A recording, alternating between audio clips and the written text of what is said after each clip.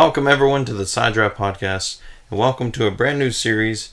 We're going to be talking about why or why shouldn't Cup drivers drive in the Xfinity or Truck Series. And that's a major topic this week because Kyle Busch won his 200th race of NASCAR, but 147 of those came from either the trucks or Xfinity. Yeah, a lot of talk's been going through Twitter and all kinds of social media about should them wins count. I mean, it's a tough debate, really, but no matter how you look at it, 200 wins is a great accomplishment. Yeah, I think it just shows his dedication to number one, his truck team and trying to get it perfect, and also to Joe Gibbs Racing and trying to help out that team as well in the Xfinity. But there are some pros and cons of doing so. Yep. First off, we're going to talk about why they should not race in the trucks or Xfinity.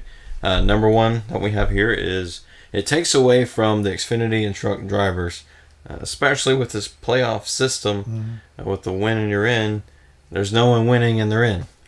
Yeah, there's so much emphasis on stage points. So if 2 or 3 or maybe 4 Cup drivers are in it, then that takes a lot of points away from the regulars.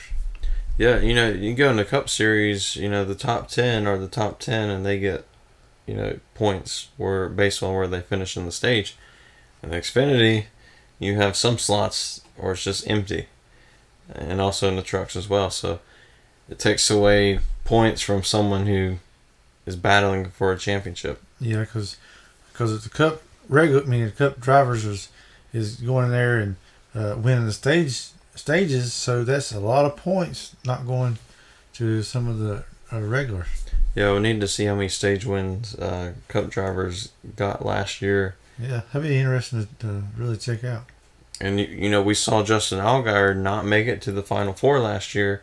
Maybe if he had some of those stage points, he could have had a little bit more of a cushion. Yeah, it's possible. I mean, it's a very interesting point. Just talking about points. It's a great point to talk about points. Oh, yeah.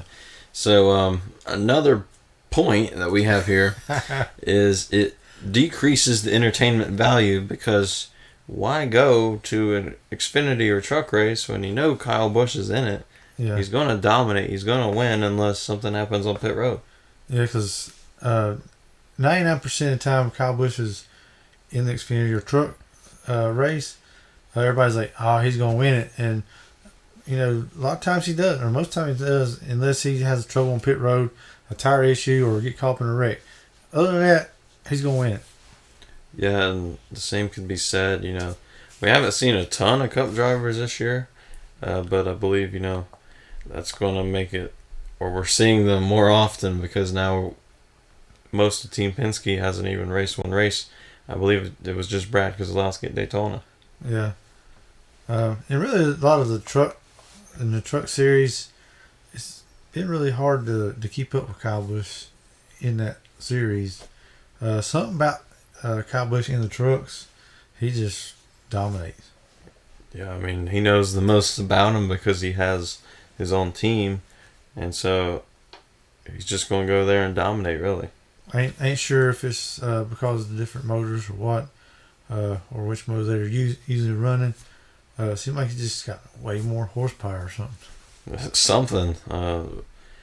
We also another point is most people want to see regulars win. They want to go there and see their Xfinity driver win, just for that to be taken away from someone like Kyle Busch or Keselowski or Logano. Yeah, back in the day, you had Martin, a lot of the regular Cup drivers, they'd run both series, and I believe it has a lot to boost the crowds coming in. Nowadays, with the social media and the way the drivers are on Twitter a lot and other social media, they connect with the fans and they're building their own fan base up. Yeah, and that's another point we have here. Names are made here, and really Twitter is the only place where they're making their name for themselves, because on the track you don't hear from them. It's all, when Kyle or Brad's in there, the camera's on that driver just about 100% of the time. Yeah, And if you like that one driver, he's like, he always runs second, third to him. I mean, so uh, yeah, you excited to see the regulars win, and it's even more exciting when the regulars beat them. So Yeah, just like we saw last race from Fontana, yeah, where Cole Custer just showed who belongs in the series, yeah, and that's gonna be something we talk about in just a little bit with why Cup drivers should race in the series. And the last point we have for why they should not race is the Xfinity teams just can't compete with the Cup teams. yeah. A lot of I guess the Cup teams is got their own Xfinity teams. They seem a lot stronger than what a team would just have the Xfinity series or the Truck Series. Yeah, and in the Truck Series, I guess you could call it a Cup team. You have KBM and GMS, Yeah. which is affiliated with Hendrick. Mm-hmm. So let's move away from the negatives and why they shouldn't. Let's go to the positives and what it does for the sport by them being in these races. So first off, we have it gives a lot of popularity for the race because a driver that you like who it's tough to win a Cup race. Yeah. And you see them in the Xfinity series, and they're going to dominate and beat them. So you go there to watch your driver win.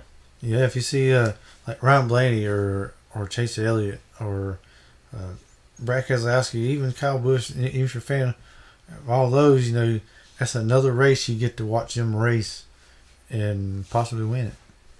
Yeah, if you have garage passes, you could stand in victory lane with them, and you have Yeah. like a really good chance of them doing so. And also sponsors. Dale Jr. gets a lot of sponsorships when he raced in the Xfinity series, Yeah. just because of his name. Kyle Busch does that as well, Yes. and so it helps Joe Gibbs's Xfinity team to get more sponsors by him running in there. And even with Kyle Busch's KBM team, that helps him get sponsors as well.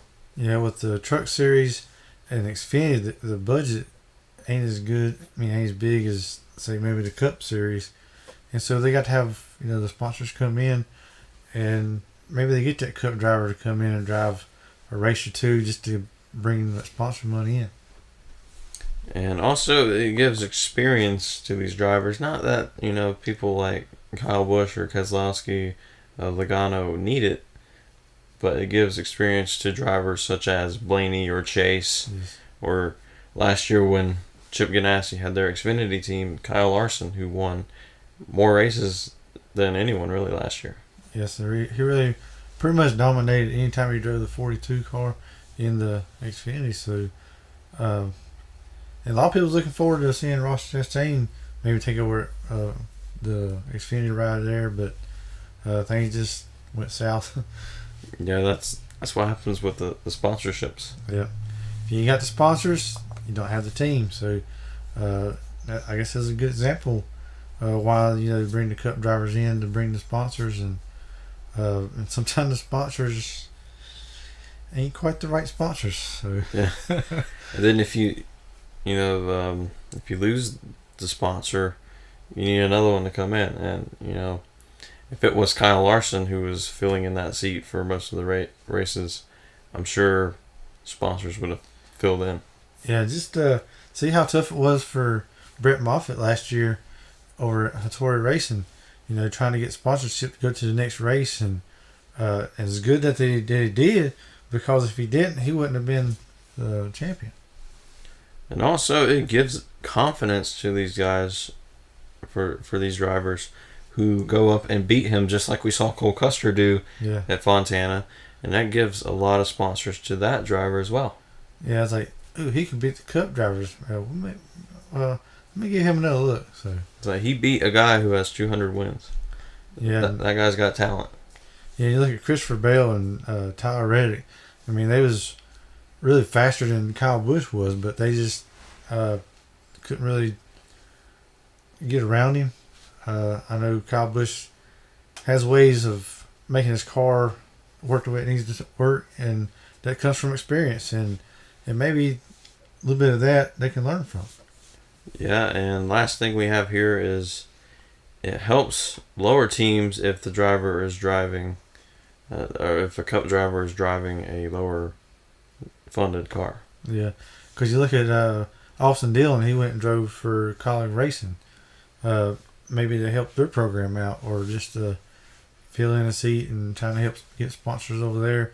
I believe that's a good way for the Cup drivers to help out some of the Xfinity or the Truck Series, to where they can drive a different truck or car and try to help that team out, to help them program to get better and really give back to the sport. Yes, so that was a few ways why they should or should not race in the lower series or the Xfinity and Truck Series. So, there's really no way for it being a win-win. No, I right here is like it's split down the middle. It can be positive or negative, and so really, it's really no matter what you look at, it's still on the fence about it. I think what we have right now is, pretty good, pretty decent at least. Because, at the beginning of the year, you got, Kyle Busch winning almost every race. And then Keselowski would come in and win every race. Then Logano would come in and win every race. Yeah. Then you have like drivers like Blaney and Chase. They'll win every race. And then towards the playoff time, you'll get to see your Xfinity regulars win the races without the Cup guys. Yeah, because if you go back and look at the past weekend at Auto Club, it was 23 races in a row where a Cup driver won an Xfinity. And Cole Custer beat that. So, yeah, that could be a negative, where, you come to a track where a Cup driver will dominate that whole track, and every time they come to there for Xfinity. So, that could be a negative. So, I don't know. But it could also be a positive, because now Cole Custer has written his name in history as being that first guy in 23 races. You have to be able to break that streak. So it's pretty awesome to have a good driver like that, and where they're coming up. Maybe they're learning a little bit from these Cup drivers. I think if I was in charge of it, what I would do is I would limit the veterans. Either no races or just a few, but give more seat time to drivers like Ryan Blaney, Eric Jones, Chase Elliott, and so that they're in it more often than the veterans. So they'll learn just a little bit more, while the Xfinity guys, they'll have, the Cup guys will have a little bit more of an advantage. Yeah. But that advantage will be less than what it used to be with Kyle Busch or Keselowski. Yeah, I believe NASCAR made a good move in the right direction when they limited how many races a Cup driver could drive in Xfinity or the Truck Series. Because before, the Cup drivers, they'd be in there every week. And that took away so much away from the Xfinity Series or the Truck Series. And since they did that, I believe there's been these the drivers in the trucks and Xfinity, they're very talented. They are. They are very talented. And we want to see that, and the fans want to see that, and so with them limiting how many races they can go, I believe it's helped those teams kind of step it up some. Yeah, because you can't really showcase a young person's talent if you put them up against a veteran. That's just like going to a college with football and having them compete against Tom Brady, and saying you got to beat Tom Brady. Of course, it is great if they could, but it's just not a fair way to showcase their talent. Yeah, it's kind of offside a little bit. So that was some reasons why Cup drivers should not or should race in the Xfinity or Truck Series. There's a poll right up there, so you can vote on, what you agree with. Should Cup drivers race or should they not? So just like to see what you guys think. Yeah, so we'd like to get y'all's feedback too. Hope you all enjoyed this video. We'll be back next Wednesday with Why Fans Love Chase Briscoe. So we'll see you then.